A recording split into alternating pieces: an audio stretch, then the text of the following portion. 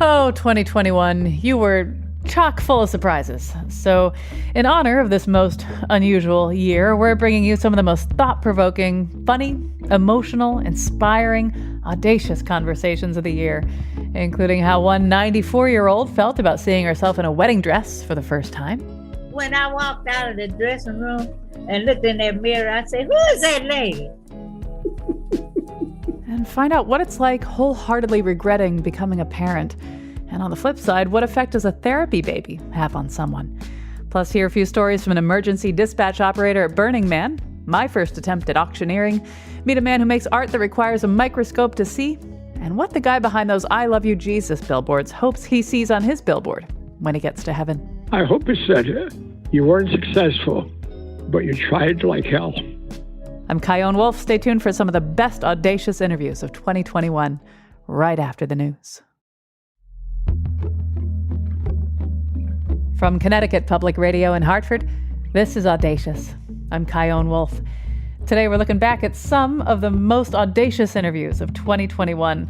And I say some of the best because, really, if you listen to this show on a regular basis, you know that they're incomparable. But hey, when you gotta put out a best of episode, you gotta put out a best of episode. And these voices that you're gonna hear today, they're particularly powerful, funny, surprising, and real. All right, let's get to it. In September, we profiled a few audacious elders, people 90 years and older, which included Martha Tucker of Birmingham, Alabama. A video of Martha, who's 94 years old, had gone viral. It was footage of her at a bridal shop, trying on a beautiful wedding dress, the kind she always wanted, but never had. When she got married to her husband Lehman in 1952, she wasn't allowed in many stores, because she's Black. When I connected with Martha and her granddaughter, Angela Strozier, I asked Martha to tell me about how she met Lehman. Oh, we grew up together. We were childhood playmates and ended up sweethearts. Now, what was it about Lehman that made you want to marry him? What was he like? Oh, everything. Everything about him. Handsome? Yes. Smart? Yes. Loving? Yes. Generous? Yes. Funny? Everything. Everything. But I didn't think I would ever be his wife. Why not? I just didn't think that he would ever want to marry me. But we came up all the way from childhood.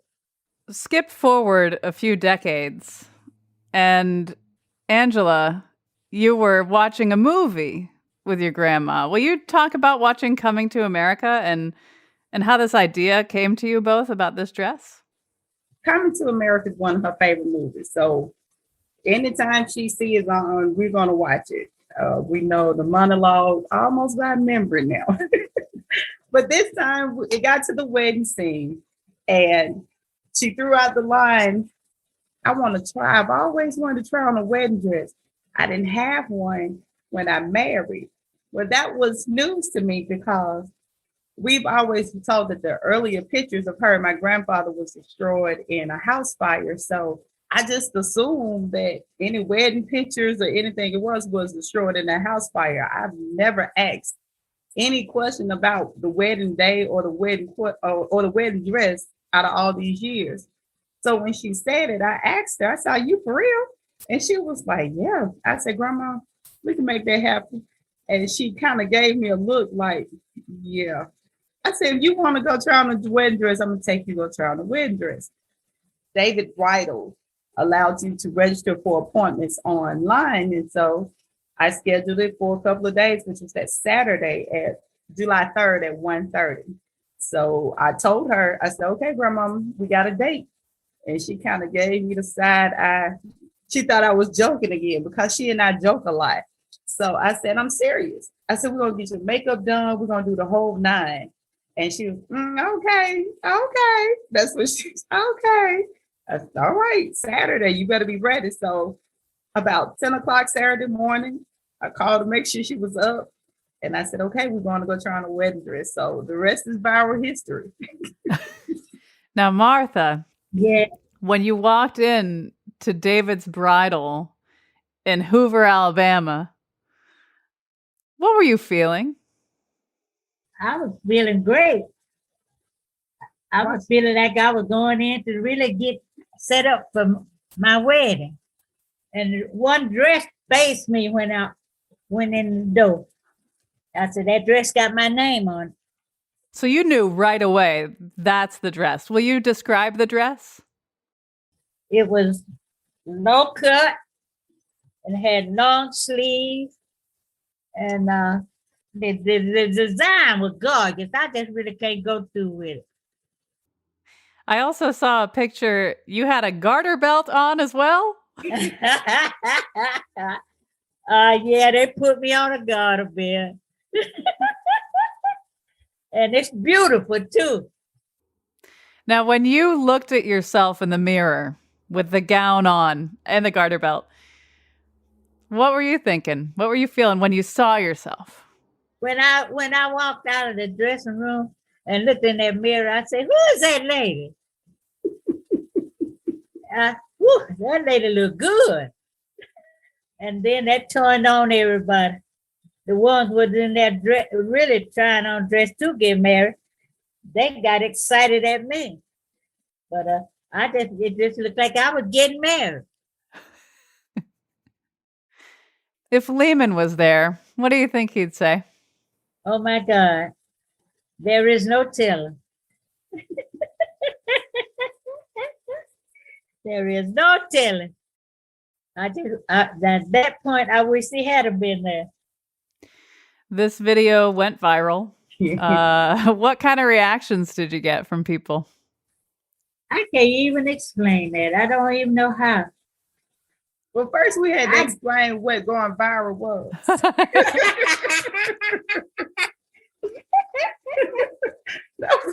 that was the first thing. We had to explain to her what going viral was. And so now that she's had the opportunity to speak to people and to tell people her story from literally across the world, she's had interviews yourself up in Connecticut. She's had interviews with someone in Brazil and Atlanta, California. She has had multiple interviews. So you all have created a viral diva. Don't you agree? I agree. I have enjoyed the scenery and I have enjoyed all of the interviews, but I never thought this was going to go this far. I just wanted to try on a wedding dress and see how I would have done. And I found out if I had on everything that go with it, ain't no telling. Did you feel as good as you looked? Yeah. Well, Martha Tucker and Angela Strozier, thank you so much for talking with me. Well, thank you for having us. Thank you for talking to us. And it was nice meeting you.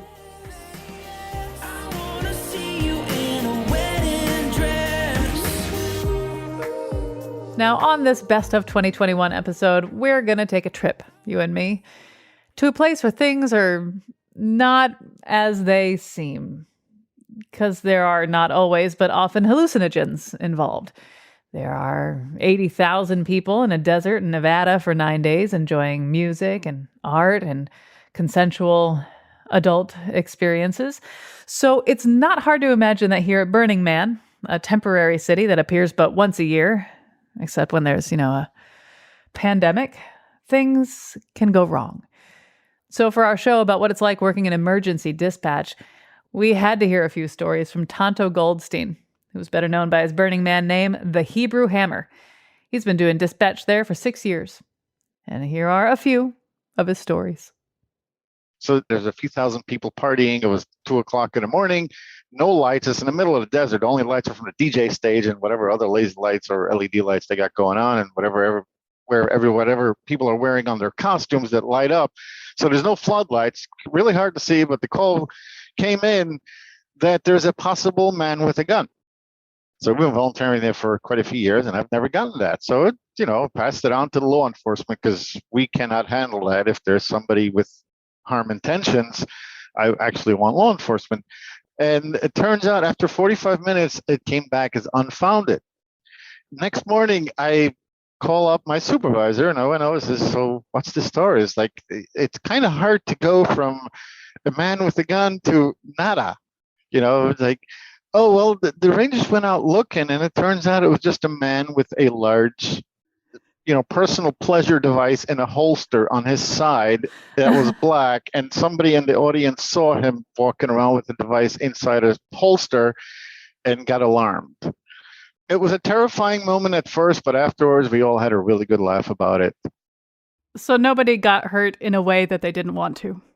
I have no idea. Like, in all honesty, I never followed up with the gentleman that was carrying that device in a holster. He might have regretted it the next day. I have no idea. But whatever he did with full intentions to himself.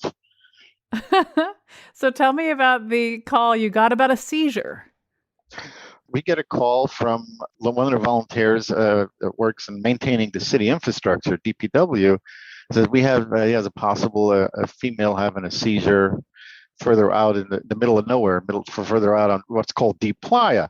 So yeah, we dispatched, we sent out one of the mobile units as well as an ambulance to back it up. First, based on our protocols, whatever our protocols are. So after about 5 minutes, I call them and I ask them if they have an update. Like I need to mark them in our dispatch system, whether they're transporting or treated and released, or they got an AMA or whatever the case may be. And they said, no, we're all clear. We're good to go. And like, how do you go from a female having a full-on seizure where everybody can see it to we're all clear to go? Did you provide any assistance? I said, no, she was just doing yoga. And then just for a moment there, I could not respond. And yep, but that's how we put it into our system, is she was doing yoga. It's kind of weird. In the civilian world, every once in a while, you'll get weird calls and it's unfounded or false alarm. How does this fall? Does this fall under unfounded or... False alarm. It's vigorous yoga. It's vigorous movements. She was enjoying herself, and she was doing, again, with the right intentions. She was doing something correct, but a concerned citizen called it in and asked to check up on her, and we did. Well, this has been wonderful. Tonto Goldstein, the Hebrew Hammer. Is it okay if we let everyone know that yes, you're absolutely. You're the same person? Okay. That is perfectly I don't know. I've never acceptable. seen Tonto Goldstein and the Hebrew Hammer in the same room at the same time, is all I'm saying. Nobody has. Thank you. But thank you so much for talking with me. It's a pleasure and an honor. Thank you.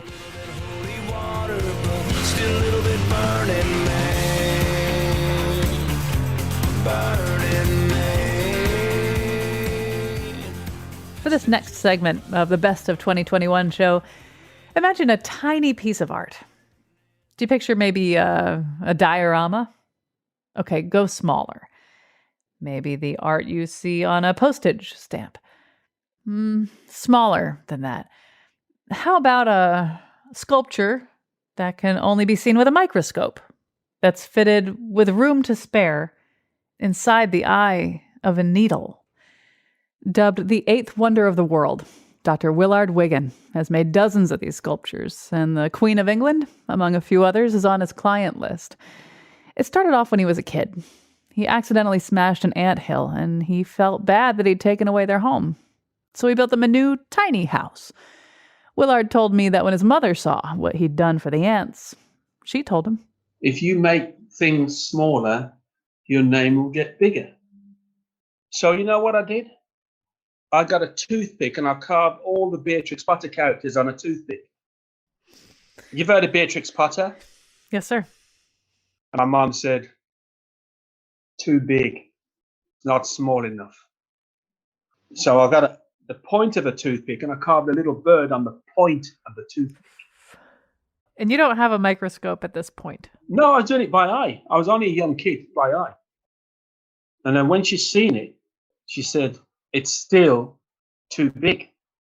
So now, if you tell a kid who's autistic that it's the best, but it ain't small enough, then the possession kicks in. So now I am now possessed to become the greatest micro artist in the whole world of all time. Because now I'm now driven. Every day of my life was to create things that couldn't be seen. My mum would always say to me that you can say lots of words, and mean nothing and say a few words and mean everything.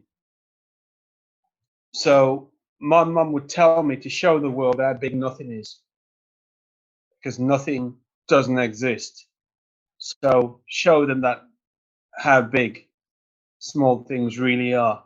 So from the age of 5, I never stopped making small sculptures, never ever stopped. And I was never satisfied. What I did, I was never satisfied with, because I kept thinking it's not small enough. So I want to give my listeners an historical sense of what you've used for tools in your sculptures.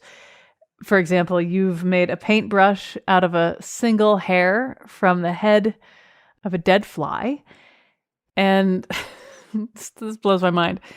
As a tribute to Buzz Aldrin on the moon with the American flag, you recreated that in the eye of a needle. And in order to get the flagpole, you snatched a piece of dust from the air. Like when you walk into a sunny room and there's dust in the air, you pulled dust from the air to make the flagpole. What? Well, I could see some of them had shapes like look like angels flying around. So I used to take them out the air, and I wanted to find things that were so tiny that you just couldn't see them. I wanted to make them become a part of me. It depicts me for who I am. I wanted to show the world, how big small things really are. Will you talk too about how you've used your body? I mean, when you're working on such a small level, your pulse, your respiratory system, you have to work within the most subtle movements of your body. And I've even heard you refer to your pulse as a jackhammer. That's right. That's when I'm carving a grain of sand, I use a tiny little broken piece of diamond and put it inside an hypodermic. When that's inside the hypodermic, I would use my pulse as a little jackhammer to chip away. There's no way I could just use my physical force. I'd have to use my pulse. You see, you get these external forces that interfere with you on a microscopic level. You get static electricity, there's surface tension, there's all types of stuff that interferes with you when you're working on this molecular level. And what it does, it can actually destroy the work. So the only way to do it is by working between your heartbeats. And you've inhaled your work before, too, accidentally, of course. Yes, I have. I did one of Alice in Wonderland. I inhaled Alice. Somehow appropriate. I don't know why. Well, my girlfriend at the time burnt my apple pie, and I was a little bit upset. And I went, "Oh no!" And I inhaled Alice. When I see your work, I smile. I hold my breath, apparently sympathetically. What other kind of reactions do you get to your work? They've all said, this is the most amazing thing we've ever seen. The Queen of England was so overwhelmed when I made a small crown for her on the head of the pin in 22 karat gold with all the little gems inside the crown. The Queen wanted me to deliver this tiny crown to her at the palace, which I did. And it was, I would say, the biggest moment of my microscopic career. The Queen of England wanting one of my sculptures. How big is that? Yeah, how big is that for something so small? She said it's the biggest, smallest gift she's ever had. There's a saying, little becomes much in the master's hands. So I wanted to make little become so much more. So it speaks for me. So my work would speak for me. I wouldn't have to, it's like a defense system, because I can't read, I can't write very well. So my work is going to articulate for me. It's going to talk for me. And it does. Because when children come to my exhibition, they go, oh, wow. I've had people cry, I've had emotional things, all types of stuff. Yeah, children, adults, queens. Yeah. When you hear people say, oh, I can't believe this is amazing. Then people call you the eighth wonder of the world. And people in the nanotechnology department can't believe what you've done. And it's amazing to know that something so small can have such a big message in the world and say so much. Your story it's like made for a movie. And so who would play you in the movie of your life? I don't know. Idris Elba, probably.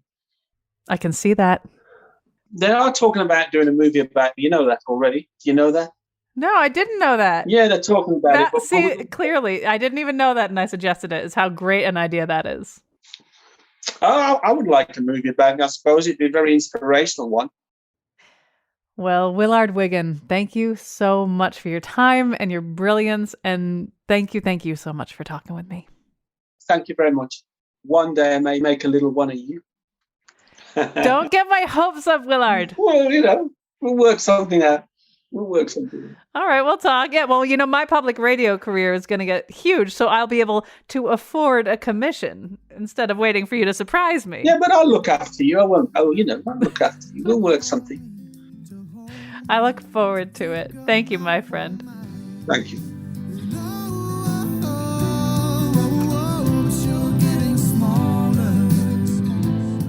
When we get back. It's not that I don't specifically want my kids. I just would choose a life without kids if given the opportunity again. What it's like wholeheartedly regretting having kids. And then an inverse of that sentiment. Never ever did I feel embarrassed or anxious because I had my baby with me. Actually, my baby made me feel less anxious. Hear from a woman who uses realistic-looking dolls as therapy babies. Plus my attempt at auctioneering and a conversation with a guy who picks up the phone when you call the number at the bottom of those I Love You Jesus billboards you see around our state. I'm Kyone Wolf. This is some of the best of Audacious 2021. Stay with me.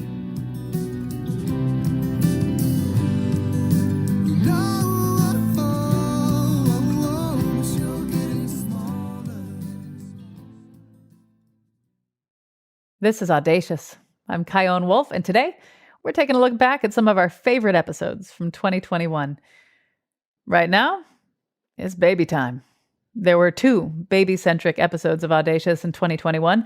One featured people who use realistic-looking baby dolls as therapy dolls.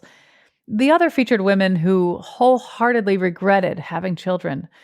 And the only way these women felt comfortable talking to me was if they could use pseudonyms, because they feel as though their friends and family and, well, I mean, their kids would ostracize them, not feel that great if they spoke publicly. Meet Anna, not her real name, from Iowa. She has 2 kids, aged 1 and 4. And I asked her how these babies came to be. Well, I know how they came to be, but you know, how the idea of having babies came to be. My husband and I had been married about a year, and he basically was at that point where he's like, okay, I want to have kids. And if not, then I think I'm going to have to move on. You know, he said it very politely, but those were the circumstances. So we had a child. You know, I love the baby stage. So that first year of life was really great for me. And then after that first year is where I more have grazed over to the area of, oh no, what have I done? Our second child was not exactly planned. So that definitely added to it.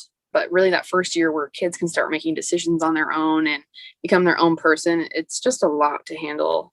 And you really lose yourself in it. Your husband feels the same way as you do, yeah? Mm-hmm. What was that conversation like? That actually just came out pretty recently. So really he just, you know, mentioned jokingly to me one day, you know, I kind of wish that, you know, we wouldn't have had kids. And I said, I agree, but I was serious. And then I think when he took a step back from it, he kind of realized, yeah, I think so too. It's just kind of something that you don't openly admit. Yeah, I mean, you're joining me using a pseudonym, and I totally appreciate why. What kind of reaction do you think you'd get if down the line you felt like sharing this episode or coming out and saying, you know what, this is me and this is how I feel? What kind of reactions do you think you'd get if you did that? Well, that's kind of why when I reached out to you know, your response for a meeting with someone to talk to, you're supposed to love motherhood. It's supposed to be glamorous and beautiful and gorgeous. And well, first of all, I'm not a stay-at-home mom. I would never want to be. It's not a diss to stay-at-home moms at all. It's way too much work. I would go insane. But I'm a working mom, so I already have the guilt of that on top of my plate, that I don't spend enough time with my kids. So to say that the little time that I do get with them, I don't enjoy, you know, that has a negative connotation right there. And it's something that I really can't even share with family members. some mom friends I can share it with because I think that they understand just how laborious and all-consuming motherhood is. But really, you have to walk a fine line of what you're really willing to share. So the only person that I can talk to it really is my husband and my therapist. I want to ask if you love your kids, which feels like an offensive thing to ask. But that said, do you love your kids? Yes, I do. I think whenever I have to say, like, I don't like being a mom, or whenever I want to say that, I have to, give the pretense that I love my kids and that they're well taken care of. I think for me, the better question is, do I love myself? And which do I love more? The version of myself that I was before kids, or my version afterward? Do you know what the answer is? I mean, I think that's what I struggle with every day. But if I could go back, I would choose myself without kids. The question itself is a really big philosophical one. Can you love something, someone that you regret? And I wonder if, you love your kids and you're locked in, right? You don't have a choice. Right. But when you take yourself out of it and look at it like, can you love something or someone who you regret? What do you make of that question? Isn't that really what Stockholm Syndrome is all about? I mean, not that my kids are my captors necessarily, but I mean, I'm locked into this life, but it doesn't mean that I don't appreciate the human beings that they are and for who they are. It's not that I don't specifically want my kids. I just would choose a life without kids if given the opportunity again. How do you balance not wanting these feelings to be perceivable by your kids and truly embracing how you feel? Like, these two things, how do they coexist? How do you manage that? They really don't. I mean, that's why I go to therapy. Like, I do EMDR therapy, so I'm literally reprocessing feelings that I am forced to hold in all day, every day, and keep them to myself until I get that 1 hour a week where I can feel them. Forever. Yep. Well, Anna, thank you so much for talking with me. Good luck out there. Thank you so much. Have a great day. Oh, what have I done? What have I done? There's a hurt in me. On the other end of the spectrum, I think it's safe to say, are people who use realistic-looking baby dolls as therapy babies. We did a whole show on this, which culminated in this conversation with Patrizia Bartolome of Perth, Australia. She was struggling with depression and anxiety after becoming estranged from her 2 adult sons when she heard about these so-called reborn babies. She went to a collector to buy one, and the collector put the baby doll in her arms. And I just burst into tears. This, have you got children? No. No. Well, this is something that a mother who has had children can feel when they first put the baby in your arms, and you feel the little weight, and I just kept crying, and I kept saying, I want her, I want her, I want her. And my sister's looking at me, and she thought I'd lost the plot. She said, with all this thing going on, she's lost it. But anyway, she said, well, I'll buy it for you for Christmas. So she bought it for me. It was $300. And oh my goodness, I came home and I had her in bed with me the next day. I went to the op shops and I bought baby clothes, and I bought a capsule for the car, and I bought a pram.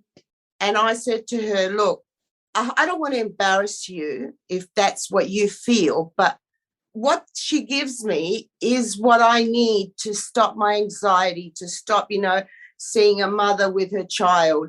But then, she saw what it was doing to me, how it made me feel. It's my therapy baby. And I started, continuously saying that it's my therapy baby. So then people become a little bit more, gentle when they hear therapy. So then they ask me the reason why. And, sometimes I would say a little bit more, and some I would say, oh, it's a sad story. I don't feel like talking about it. But never, ever did I feel embarrassed or anxious because I had my baby with me. Actually, my baby made me feel less anxious. When you scratch at the surface of what this is doing for you, can you talk about it? Because your sons, who you haven't seen in so long, they're grown and they've grown up quite a bit. Yeah. And this is not, an adult son baby. This is a baby. Yeah. And I wonder, can you talk about what that connection is, what this baby is tapping into for you that's bringing you that healing? The reborns are tapping into my nurturing side of it. I cannot hug my children. I have a granddaughter. She's 4 years old now. I have never seen her. I don't know what she looks like. I haven't spoken to my sons for 20 years. I'm missing out on this nurturing. Even though your boys grow up and they become men, they will always be my babies. Do you know what I mean? I think every mother feels this, that their children never really become adults in their eyes because, it's their babies. So it just helps me to nurture. This is what I need. I need to give my love somehow and receive love in return, because that's a world law. I mean, that's the law, to love and be loved. That's the antidote.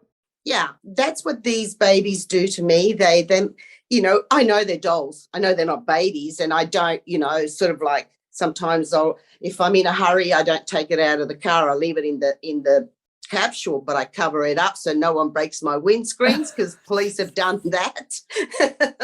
Police have done that? Yes. Oh, no. Not to me, but they have done it, yes. And so, it's just the loving, the nurturing that I feel I'm overflowing, and I've got no one to give it to because it's been taken away from me. So I have these little babies who I just hold and hug if I feel sad, if it's like one of my son's birthdays or Christmas. I hate Mother's Day. Mother's Day for me is the worst day of the year. I do not go out on Mother's Day. I will sleep all day, make sure that I sleep all day so that when I wake up, it's the next day and it's past, because I can't cope. I can't cope with that. What are some ways people just don't get it? Like, what kind of misconceptions do people have that you're always up against, you always have to answer to? Some people find them freaky because they don't move, but no doll moves. So it's just that they're so realistic looking that you expect it to move. Is how realistic they are. Yes, that's true. They are very realistic.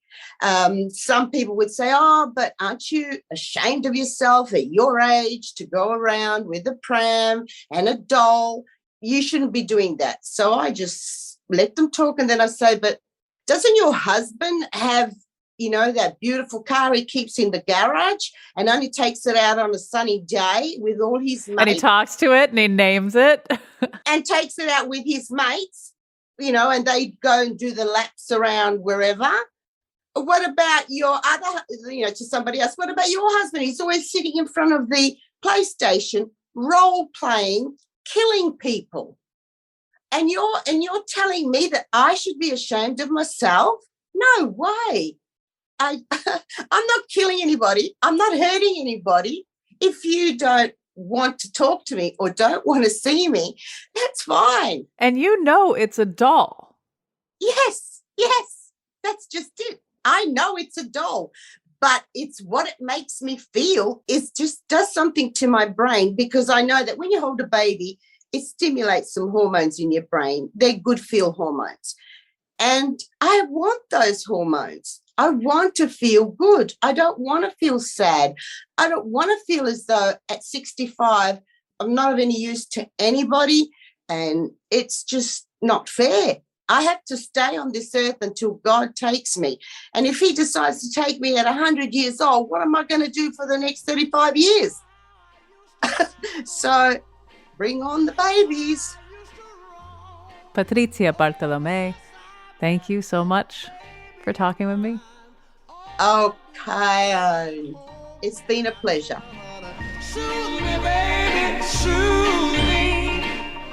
After the break. Lucky you, if you want to clean up the ruins of your life, you can have Shark Navigator vacuum. Don't we all just want to vacuum up all of our troubles? This is going to start at $50. $50. That time I tried auctioneering for the first time.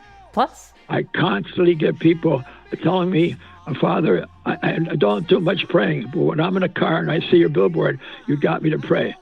what happens when you call the number on the bottom of those I Love You Jesus billboards you see around our state? I'm Kyone Wolf. These are clips from some of our favorite episodes from Audacious 2021. Be right back.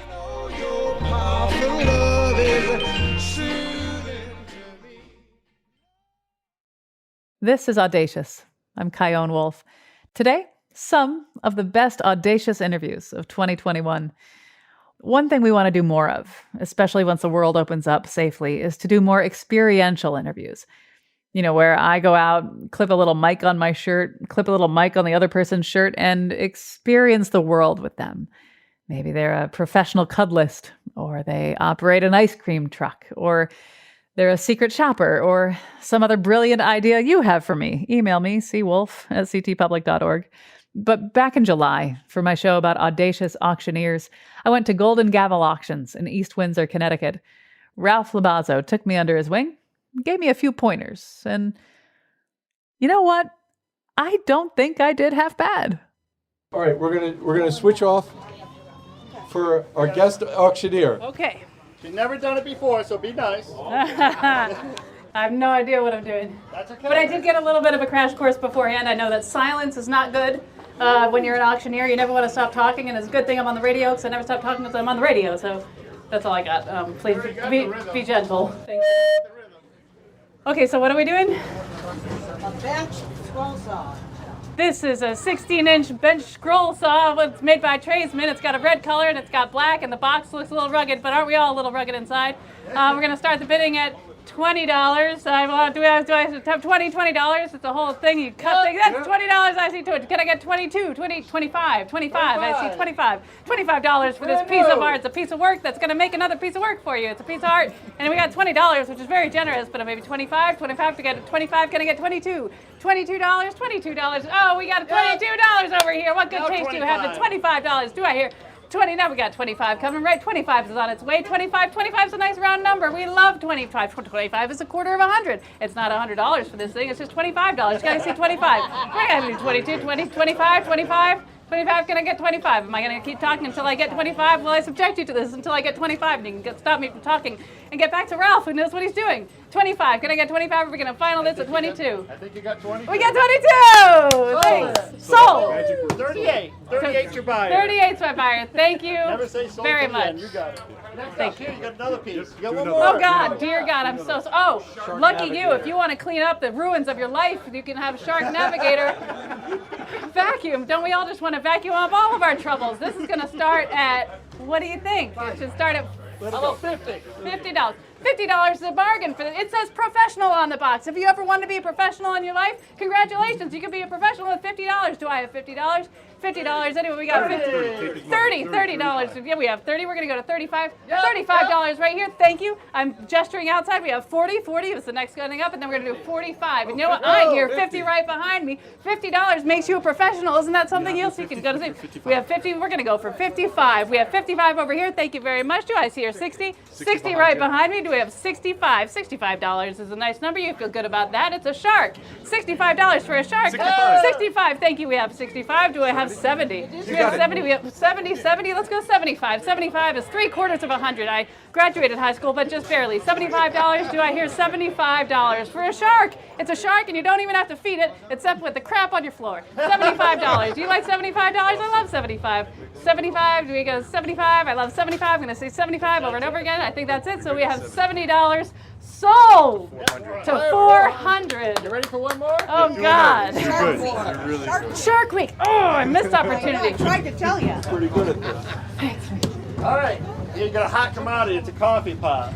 Oh, good. Brand Coffee. new. That's what we need more of right now is coffee. Coffee. I sure could use some coffee. Maybe you could make me some coffee after this. So we have the Psycho Renaissance collection coffee maker. We're going to start this at $10. $10? Are you kidding me? 10 over here. Thank you. We have 10. Do we have 15? We gotta have 15 for this. It's a brand new coffee maker. And if you could do $15 on this, you could do $15 on a bag of coffee. You would spend $15 on a bag of coffee, let alone a coffee maker. So do I hear $15 on a coffee maker? A coffee we have. Yes, we have good taste in coffee makers. Do I hear 20? 20 is even. We got 20? In the green. We got 20 in the green. Thank you so much. Do I hear 25? That nice quarter of 100. $25 over here. 25. Do I hear 30? We've got $30 for this brand new coffee maker. $30. Are you kidding me? This is $30. Thank you very much.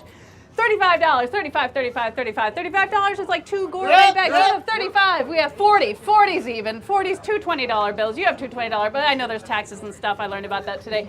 $40 for this brand new coffee maker. I'm gonna have to have a cup of coffee. $40. We got 40. Great. 45. 45. $45 is on the table. $45. You could think about all the coffee you could drink for $45. It's a $45 machine. $45 for this coffee maker. Do I hear $45? 45. Gibberish. And we're good at 40. Sold to number 87. All right. Good job. Thank you. Back to Ralph. Back to the professionals. No more coffee Thank you. for you. Jeez, that's exhilarating. Thank you. Good. That's the life of the auctioneer. Thanks to the good folks at Golden Gavel Auctions in East Windsor for having me, and to their master auctioneer, Ralph Labazzo, for showing me how it's done. When we were thinking about what we needed in this Best of 2021 episode, we knew we had to play you this next conversation. You know how you see those I Love You Jesus billboards alongside the highways in Connecticut on I-84, 91, with a phone number at the bottom? Well, I always wondered what would happen when you call. So I did, and Father Ed Nadolny picked up. I asked him who else is he hearing from, and what do they want to talk about? Adultery is very popular. Unfaithfulness is very popular. And this guy was crushed. He was married and ended up crushed, and he felt so guilty. I can't forgive you on the phone, but I can give you a blessing. And so I helped him. Or the guy who picked me up in Hartford on one of the billboards, and we talked until we got to New Haven. And he says, I'm gay. And I said, well, I'm heterosexual. You go your way, I go my way, but we're both going God's way.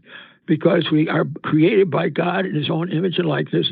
And God made you just the way you are, a beautiful person that you are.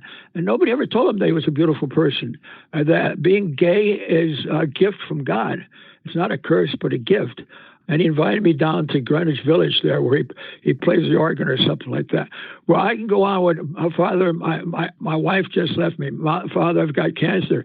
Father, my son's on drugs. Father, I'm possessed by the devil. Father, my son just committed suicide. It's a parish without boundaries. That's what Billboard says, plus TikTok and Instagram and Facebook. But as far as the billboards, I constantly get people telling me, Father, I don't do much praying, but when I'm in a car and I see your billboard, you got me to pray. So the billboard is a kick to pray. When you hear your phone ring, what goes through your mind before you pick it up? Jesus, help me help that person, because nobody ever calls me up and say, Father, how you doing? They're not interested in me. I'm here. They're interested in my service. All I can do is listen. The essence of communication is listening. So to answer your question, when a person rings, I said, Lord, help me listen to this person who is hurting. I try to pray and listen when they call. I have to think that in some way, having these calls coming in and coming in keep you company too, yeah? Well, yeah, it makes you feel important too. I'm a human person. So being single and never married, and I have 2 or 3 marriage problems a week, and every night I kneel down and say, God, thank you for keeping me single. But I'm lonely. And like all of us are lonely because we're restless until we rest in thee, O Lord. We're just here for a time. I'm 88. If I got a couple more years, I'll be lucky. Death is my graduation to eternal life. But in the meantime, you're lonely because you're not fulfilled.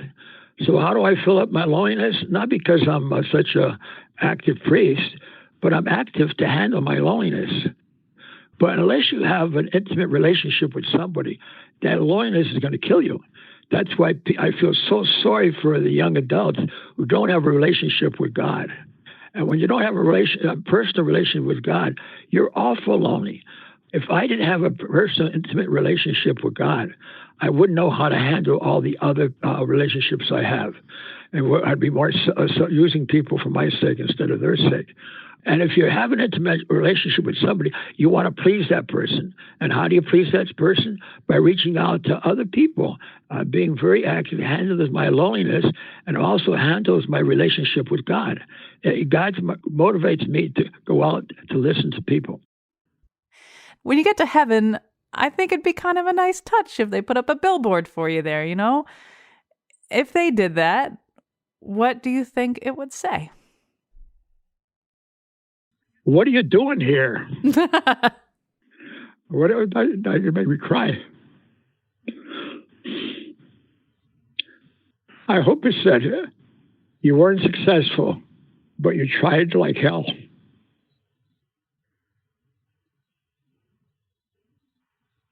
You weren't successful. God will never judge me on my success.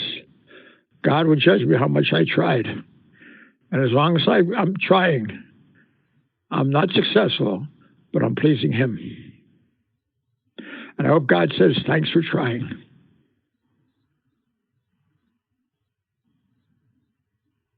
Are you still there? Yeah, sorry. I was just thinking about what you said.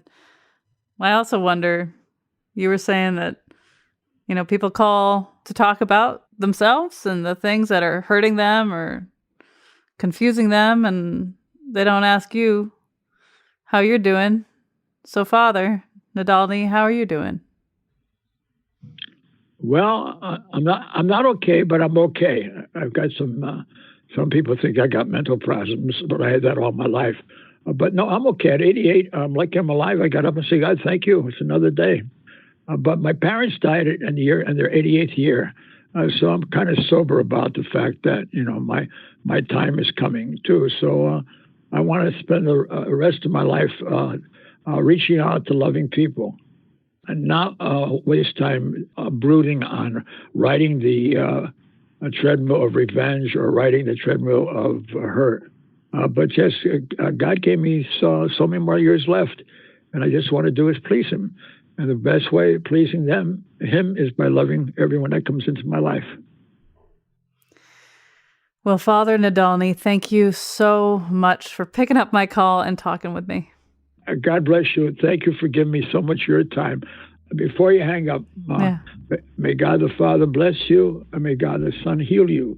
May God the Holy Spirit strengthen you, and may Joseph Mary intercede for you, and all the saints pray for you. In the name of the Father, Son, and the Holy Spirit, amen. Take care. Bye-bye. Thank you. Bye. I want to say a sincere thank you to every one of the guests who joined me this year, whether or not you're on this best of episode. I hope these little snippets have made you want to subscribe to the show and check out some of the episodes we couldn't fit into this one. Plus, when you subscribe to the show, you always get to hear it a day early, so get on board wherever you get your podcasts. And our webpage is ctpublic.org/audacious. That's where I'll have links so you can hear the extended versions of all the interviews you heard today. And I want to say thanks to you for listening, for telling your friends about the show, for sharing it online, for giving me feedback. This is my dream job, and not a moment goes by that I don't know it. And if you didn't like it so much, I couldn't keep doing it. So thank you for making this possible for me. This show is produced by me, Jessica Severin DeMartinez, who turns out is the producer of my dreams, and Katie Tolarski, whose instincts and standards I try to raise myself up to every day. And thanks to the interns who pass through our station. Thank you for your work, interns. I know I'm going to be working for you someday. Send me your reactions and show ideas on Facebook, Instagram, and Twitter @KyonWolf. And my email is cwolf@ctpublic.org. Thanks for listening and happy, oh please make it be a happy New Year.